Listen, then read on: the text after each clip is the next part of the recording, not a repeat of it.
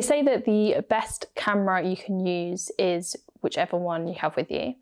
And I am an avid user of my iPhone camera. If you guys follow me over on Instagram, then you'll see that quite often I post stories with photos that I've taken on my iPhone. In today's video, I'm going to be taking you back to last summer when I first got my iPhone 12. It was an upgrade from the iPhone 7 that I had, so you can imagine that the camera capabilities are quite an upgrade between the iPhone 7 and the iPhone 12. On my first outing with the new phone, I took to Brighton for the weekend, taking just a 35mm film camera and my iPhone. During the trip, I captured a range of different scenes from, daytime to nighttime to really explore the phone's camera performance. Brighton is one of those places that has a special place in my heart. Growing up, I would spend a lot of time at the seaside city, and as I've grown older, I have grown to enjoy it even more. And one of my favourite things about Brighton as a city is the roots that it has within the art world. It's a very creative city,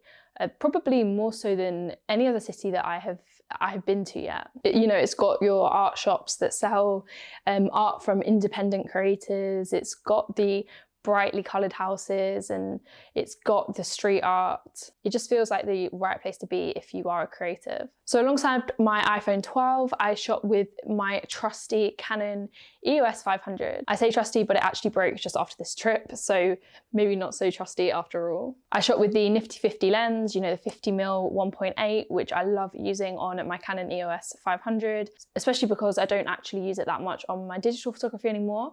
It's nice to kind of almost like reminisce with it when I put it onto my film camera. In terms of film stocks, I shot on a mixture of Lomography color negative 400s and Cinestill 800T, and you'll see that I shot both stocks at different times of the day. So, the Cinestill isn't just the nighttime stuff, I also shot it in the daytime. It's going to be a little bit difficult for me to remember exactly which shots were taken on which film stocks, but I'll do my best to label them as the video goes on. For me, it was a really nice trip to really, downsize the equipment and not take a digital camera, which is something that I rarely ever do, and just focus on taking photos with a camera I hadn't taken photos on before, being the iPhone 12, and a film camera. And you know that the simplicity of film, the simplicity of taking a film camera can really help you kind of hone in on your weekend and really focus on the then and now. But without saying much more, I'm going to get into the photos.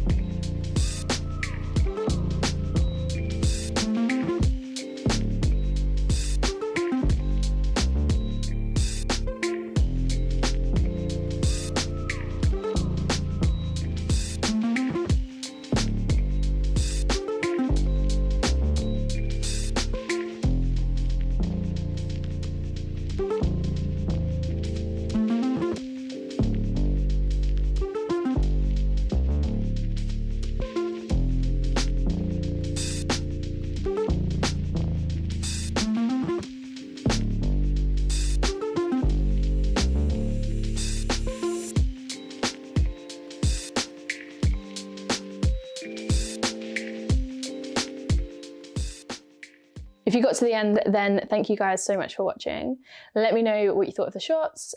Did you prefer the iPhone shots? Did you prefer the film shots? Let me know in the comments, and I will see you guys in the next one.